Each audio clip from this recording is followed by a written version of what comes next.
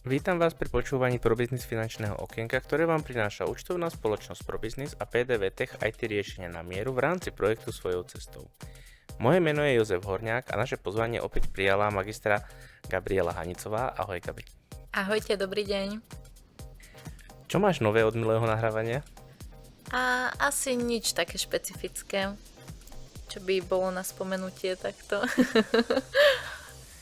A my sme sa dnes dohodli na téme finančného plánovania a vytvárania si svojich finančných cieľov. Áno. A poďme to zobrať takto, že veľa spoločností na trhu ponúka vypracovanie finančného plánu, čo povedzme si na rovinu častokrát býva iba také honosné zaobalenie niekoľkých produktov. Áno. A v skutočnosti je veľmi dôležité stanovenie si reálnych cieľov. Dokázať rozlíšiť, či sú dlhodobé alebo krátkodobé a následne ich správne stanoviť a sledovať, poprípade upravovať. Áno, určite. Ako si spomínal, je veľmi dôležité pre každého človeka stanoviť si nejaké krátkodobé finančné ciele, ktoré chce v blízkej budúcnosti dosiahnuť, a taktiež tie dlhodobé, a vždy tie krátkodobé ako keby by mali súvisieť s tými dlhodobými, aby sme sa dostali na tú cestu, ktorú chceme smerovať a kde sa chceme dostať. A taktiež je veľmi dôležité pravidelne zhodnocovať tieto ciele, pretože môže sa stať nejaká nepredvídateľná udalosť a musíme to prehodnotiť. Alebo sa nám stane niečo pozitívne a dostaneme sa na ten cieľ rýchlejšie. Je dôležité stanoviť ten ďalší a nestagnovať na jednom mieste, pretože ako keby vykolajíme z tej cesty, ktorú chceme smerovať. Vždy tieto ciele si stanovujeme jednotlivo s klientmi a na základe toho sa vlastne pripravuje finančný plán. Ak niekto ponúkne, že vypracuje vám na počkanie finančný plán, tak by som nepovedala, alebo respektíve by som to vysvetlila takým spôsobom, že je to také nekvalitné poskytnutie len jednotlivých produktov, aby tá inštitúcia si odfajkla, že to, čo slúbila, tak aj splnila. Dôležité, aby to bolo kvalitne vypracované, aby to bolo na základe tých cieľov a potrieb klientov. Vždy je tam dôležité posudzovať aj aktuálnu situáciu klienta, lebo keď chceme, poviem príklad, chce mať klient 1 000 000 eur, tak momentálne, keď má na účte 2 eurá, tak si musíme aj stanoviť nejakú tú reálnosť tých cieľov, pretože na to, aby sme sa dostali tam, tak potrebujeme také ciele, a keď to pre človeka nie je reálne, tak treba mu nastaviť aj taký ten odraz tej reality, aby sme ho dostali aspoň takým spôsobom, že bude mať nejaký ten pocit bezpečia a istoty, ktorý potrebuje v živote.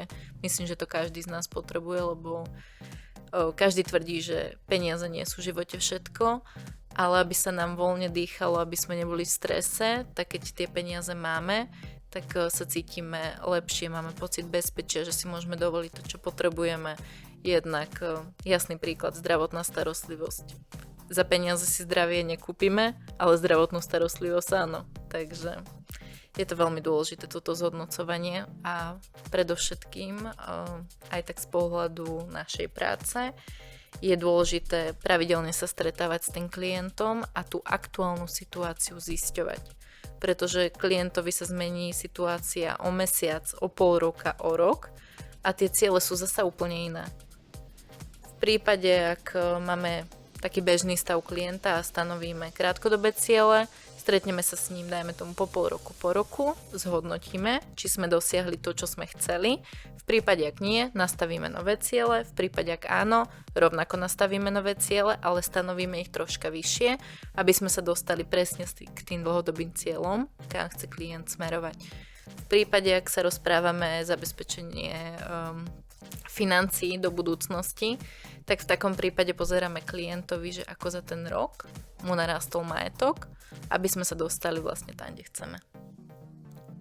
Ja by som sa ťa asi spýtal, aké ciele si dávajú tvoji klienti najčastejšie, ale asi to bude v závislosti od veku. Áno, určite je to aj v závislosti od vekovej kategórie a rodinného stavu človeka, lebo je rozdiel, či je to študent, alebo je to človek v produktívnom veku, ktorý nemá deti, človek v produktívnom veku, ktorý má deti, a potom človek, ktorý sa pripravuje na dôchodok, alebo človek, ktorý je v dôchodku. Vždy tie ciele sa odvíjajú od tej aktuálnej situácie toho človeka. Poďme teraz si postupne od tých mladých ľudí, povedzme v tom školskom alebo tesne po školskom veku. A aké tam bývajú cieľe? Predpokladám, že najčastejšie sa tam bude vyskytovať nejaké bývanie. Áno, v prípade tých ešte študentov by som nepovedala, že je to ešte tak nejako stanovené. Tam je skôr do budúcnosti, že čomu sa chcú venovať, že akej práci, čo sa týka aj toho zárobku, aké majú ciele. Ale v prípade, ak máme človeka, ktorý už začína zarábať a je buď po strednej alebo po vysokej škole, tak väčšina ľudí už zvažuje to vlastné bývanie, pretože aktuálne žijeme v takej spoločnosti tu na Slovensku, že každý chce mať to vlastné bývanie, tak tam vždy posudzujeme tie možnosti, aké sú, ako má predstavu ten človek, že či chce bývať v byte, v dome, a na základe toho si stanovíme, koľko potrebuje mať násporenú čiastku na to, aby mal tých 20% na to, aby mohol kúpiť tú nehnuteľnosť, a 80% by vykryla banka. Takže sa ako keby pripravujeme na to vlastné bývanie, čo si chce ten človek zabezpečiť. Aké bývajú potom také tie častejšie ciele u tej staršej generácie? V prípade ľudí v produktívnom veku je to, ešte by som to tak rozdelila, že v produktívnom veku, ktorí nemajú deti a ktorí majú deti. V prípade ľudí, čo ešte nemajú deti, tak tam by som dala taký ideálny príklad, keď je človek v produktívnom veku, už má zabezpečené vlastné bývanie, tak v takom prípade s ľuďmi riešime skoršie vyplatenie hypotéky, aby neboli až do dôchodku zaťažení dlhom v banke, tak tam prehodnocujeme, akým spôsobom by sme dokázali vyplatiť hypotéku skôr. Ešte možno nejaké také zabezpečenie jednotlivcov, zabezpečenie príjmu, a to sú také asi najzákladnejšie veci, s ktorými sa stretávam. A v prípade ľudí v produktívnom veku, ktorí majú deti, tak tí skôr už myslia na zabezpečenie tých detí, zabezpečenie aj svojho dôchodku, aby neboli odkázaní na tie deti, a vždy sa to teda posudzuje aj, ako majú staré deti, a v prípade väčšinou tých malých detí, tak tam sa už zabezpečuje nejaké investovanie alebo odkladanie peňazí na tie deti, že keď budú dospelé, aby mali nejaký ten finančný základ na ten štart do života. A taktiež, ak sa im niečo stane, tak aby boli tie deti zabezpečenie, rovnako zabezpečenie príjmu, lebo v prípade, ak by jeden rodič stratil príjem, tak určite to poznačí celú tú rodinu. Poďme teda na tú poslednú alebo predposlednú kategóriu, na tých ľudí v preddôchodkovom veku. A tam predpokladám, že asi príjm budú hrať hlavne dôchodky. Áno, u týchto ľudí v preddôchodkovom veku by som tak povedala od tých 60 do 65, aby sme si to tak nejako špecifikovali, alebo dajme tomu od 55 do 65, aby sme mali tú skupinu možno väčšiu, ktorí sa tomu venujú, lebo zväčša ľudia už nad 55 rokov premýšľajú nad tým dôchodkom, niektorým už aj chodia úpisy, že kedy by mali ísť do dôchodku, tak tí ľudia už častokrát premýšľajú nad tým, aký vysoký budú mať dôchodok. Tak tam zhodnocujeme vlastne kompletne celú finančnú situáciu, ako majú teraz, či už majú založený druhý, tretí pilier, akú výplatu z toho budú mať. Týchto ľudí predovšetkým už zaujíma, ako budú zabezpečení v prípade dôchodku. Tak tam sa zhodnocuje hlavne to, že čím bude stačiť ten dôchodok, ktorý budú mať, a v prípade aké ciele si nastavíme, aby taký dôchodok bol. Samozrejme, tieto ciele aj na dôchodok sa im venujeme už od mladistvých, pretože vidíme, aká je aktuálna situácia, čo sa týka dôchodkov. Všetci vidíme svojich starých rodičov, že niektorým vlastne nestačia tie dôchodky, aké aktuálne majú, tak už sa snažíme tých ľudí viesť na ten dôchodok skôr, ale najčastejšie sa stretávam, že naozaj človek si povie, nedožijem sa dôchodku, ale tam je dôležité povedať, čo ak sa dožijem, čo budem potom robiť. Ale pri tejto vekovej skupine už naozaj sa stretávam, že ich to naozaj zaujíma, pretože už majú blízko do toho dôchodku, tak ľudia už pozerajú na tieto veci. A to už sú vlastne tie krátkodobé ciele, ako by som to nazvala, ktoré už musíme špecifikovať tak, aby mali ten dôchodok, aký chcú mať. Ak sa vám náš podcast páči, zanechajte like alebo komentár a ak dáte zvonček, neuniknú vám budúce diely. Zostáva nám taká asi posledná kategória, to už sú vlastne ľudia v dôchodkovom veku. Áno, pri týchto ľuďoch zväčša sa pozeráme na to, akú majú aktuálnu hodnotu majetku, pretože bežne sa nám stáva, že ľudia v staršom veku, teraz väčšina má peniaze schované pod vankúšom, je to asi taká klasika tej predchádzajúcej generácie, tak tu sa zhodnocuje, že aký má aj ten človek vek a ako vieme tie peniaze ešte zhodnotiť, keď človek ešte stále žije. A taktiež tu veľmi ľudia sa zaoberajú tým, že v prípade, ak zomrú, tak ako bude zabezpečená rodina po nich, pohrebné náklady a tieto veci. Takže tam už sa stanovujú možno také tie negatívne veci, ale je to súčasťou rovnako financií, rovnako tejto práce, takže pozeráme sa aj na to, aby aj tí príbuzní, ak ten človek pominie, tak aby nemali s tými financiami veľké starosti, takže tam už sa pojednáva naozaj o tom, že akým spôsobom tie peniaze by buď sa dali ešte niečím konzervatívnym zhodnotiť, a po prípade ľudia, ktorí neboli schopní zabezpečiť ešte tie pohrebné náklady, tak sú rôzne poistky, ktoré nám zabezpečujú len čisto tieto pohrebné náklady tým, že sa bude nejako paušálne platiť. Takže tu už je menej tých možností na to stanovovanie cieľov, pretože niektorí ľudia, čo sú žiaľ chorí, tak nevedia, čo bude zajtra. Tak tu naozaj sa rozprávame vo veľmi krátkodobom horizonte a u týchto klientov častokrát prehodnotíme len aktuálnu situáciu a kontaktujeme už priebežne, že čo budú potrebovať, lebo tam sa to veľmi rýchlo mení. Takže určite tu pri tejto skupine by som nedávala žiadnu viazanosť na nič v žiadnom prípade, pretože to je také nepredvídateľné už v takom veku. Pozrieme sa spolu asi ešte na prehodnocovanie cieľov. Ako sme už povedali, ciele môžu byť krátkodobé, dlhodobé. U tých krátkodobých je to asi jasné, že aspoň tak raz za rok by sa mali prehodnotiť a skontrolovať. A u tých dlhodobejších, ako často tam by si asi odporúčala nejakú kontrolu? Ja by som odporúčala každému mladému človeku alebo človeku v produktívnom veku stanoviť si nejaký 5-ročný interval cieľov a tie dlhodobé ciele smerovať 5, maximálne 10 rokov, pretože ak si dávame ciele, ktoré splníme o 30 rokov, tak to nie je veľmi taký akčný cieľ a je to naozaj, že nevieme predvídať, že aká situácia bude od tých 30 rokov, ale ak si dáme na 5 rokov, tak vieme mať ten cieľ v hlave a vieme k nemu smerovať. Takže určite by som dávala dlhodobé ciele, horizont 5 rokov a tie krátkodobé v závislosti od toho, na čo sú zamerané. Vždy je to, každý človek by mal mať aspoň nejaké 1, 2, 3 krátkodobé ciele, smerujúce dlhodobému cieľu, aby to bolo reálne, hovorím tých cieľov tak 3, pretože ak máme príliš veľa cieľov, tak nedokážeme splniť všetky. Aby sme naozaj vedeli ich reálne splniť, tak si stanovme radšej menší počet a radšej ich prehodnocujme raz za pol roka, raz za rok. Ale v prípade tej finančnej situácie by som odporúčila stanovovať ciele krátkodobé na rok, aby sme ich vedeli prehodnotiť, či sme sa dostali tam, kde sme chceli sa tými krátkodobými cieľmi dostať.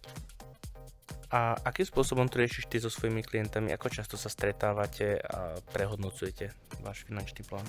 S klientmi mám nastavené pravidelné stretnutie raz ročne, kedy opätovne sa vypracováva finančný plán, zisťujú sa opäť všetky potreby, ciele, aktuálna situácia klienta, lebo ako som spomínala už v rámci tohto podcastu, tak sa to stále mení u človeka, takže rovnako si prechádzame všetky zmluvy s klientom, ako mu narastla hodnota majetku za ten rok, či sme sa dostali tam, kde sme chceli, v prípade ak áno, kam budeme smerovať o rok, v prípade ak nie, čo musíme preto spraviť, aby sme sa tam dostali, prehodnocujeme výdaje, príjmy, aby sme presne vedeli vyhodnotiť tú situáciu klienta.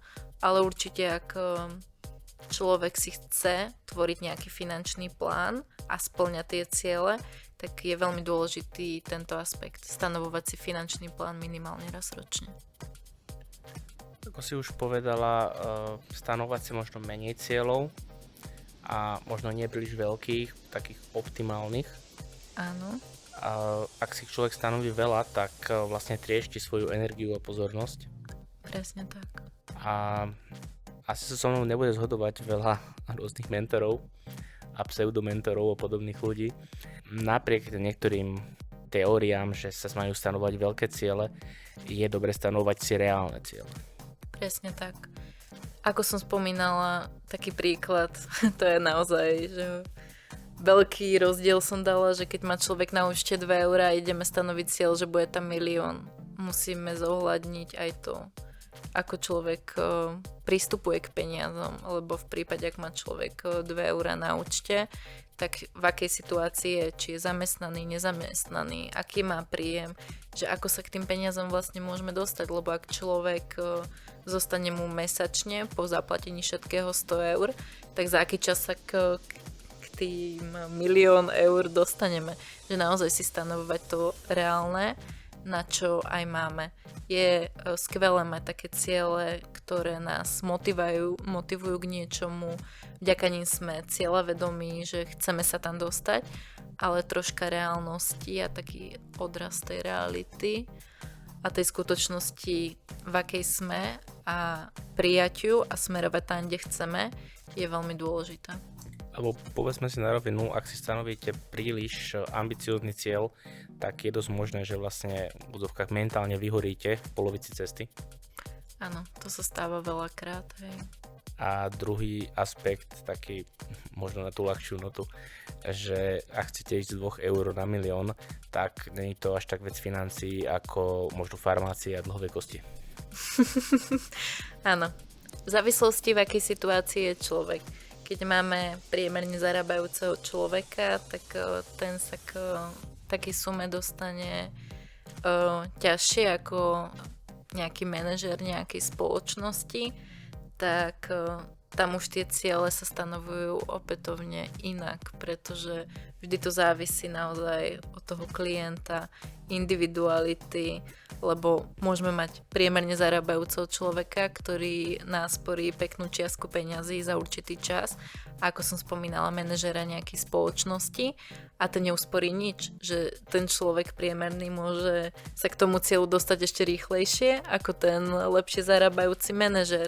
Takže vždy je to na základe tej individuality klienta, a preto je dôležité posudzovať všetky aspekty, výdaje, príjmy, aktuálna situácia, čo vieme preto spraviť.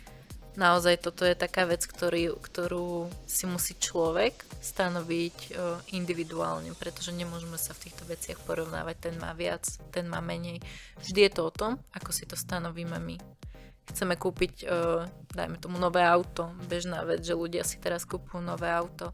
Dobre, chcem také auto v takej čiastke. Čo preto môžem spraviť teraz, aby som si ho o 2 roky kúpil? Predpoklad, v akej hodnote bude. Určite bude hodnota nejaká vyššia vzhľadom na infláciu, zvyšujúce ceny. Treba predpokladať aj tieto veci, ale pozerať sa na to, že akou čiastkou mesačnou, keď si odložím, ako sa k tomu dostanem. Vždy je to pozerať realita, koľko som schopný a čo chcem. My sme sa už pomaly dostali na koniec nášho dnešného podcastu.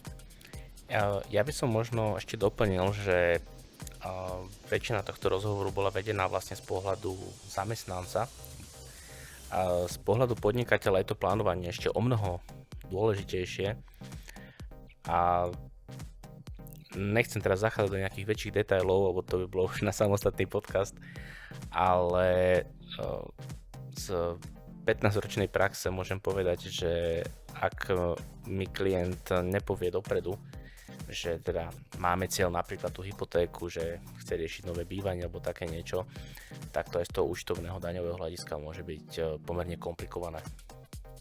Určite áno, lebo v prípade podnikateľov aj to posudzovanie tých príjmov tej spoločnosti, poviem to podnikateľskou rečou, obratov a základom dane, tak to tiež zohľadňujú banky, jednotlivé poisťovne, takže tiež veľmi dôležité sa zameriavať na tieto ciele, kde sa chce spoločnosť dostať, pretože hovorím, niektoré spoločnosti chcú mať väčší hnuteľný majetok, investovať do nejakého vývoja, investície do rôznych nehnuteľností. Naozaj je veľmi dôležité prihliadať aj na toto, že čo musím spraviť preto, aby som sa tam dostal. U týchto podnikateľov by som aj to prehodnocovanie robila častejšie ako raz ročne, pretože tam sa naozaj tie obraty aj behom roka menia, aj to, kde je tá firma v aktuálnej situácii, takže tam aj to plánovanie aj 2 roky dopredu, lebo tam je to troška náročnejšie sa dostať na tú situáciu, kde človek chce. Presne tak. S top klientami sa stretávame, tak také vyhodnocovacie stretnutie máme zhruba 4-krát za rok. Áno, to úplne súhlasím, že adekvátna aspoň raz za tie 3 mesiace, je to super. A my už sme v tejto chvíli naozaj na konci nášho dnešného podcastu. Našim úžasným hosťom bola magistra Gabriela Hanicová. Ďakujem pekne za pozvanie. Tešíme sa na tvoju budúcu návštevu, Gabi. A ďakujem, a ja sa teším na ďalšie nahrávanie. V tejto chvíli sa s vami už od mikrofónu lúči Jozef Horniák, od mixážneho pultu Mário Fam a teším sa s vami do počutia aj na budúce. Ďakujeme, dovidenia.